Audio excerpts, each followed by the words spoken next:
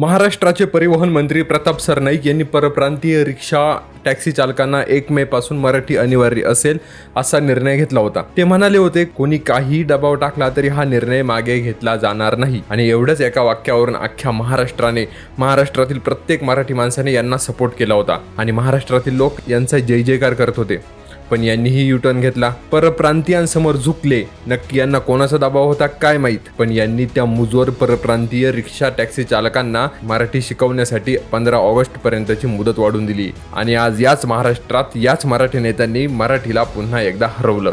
जर तुमच्यामध्ये या निर्णयाची अंमलबजावणी करण्याची हिंमतच नव्हती तर हा निर्णय घ्यायचाच कशाला? मराठी माणसाला त्या मुंबईच्या गर्दीमध्ये दाबून हा महाराष्ट्र परप्रांतीयांचे लोंढे पोचतोय आणि तुम्ही त्यांना मराठी शिकवण्यासाठी वेळ वाढवून देताय। एवढे दिवस ते मुंबईत येऊन काही गोटे खेळत होते?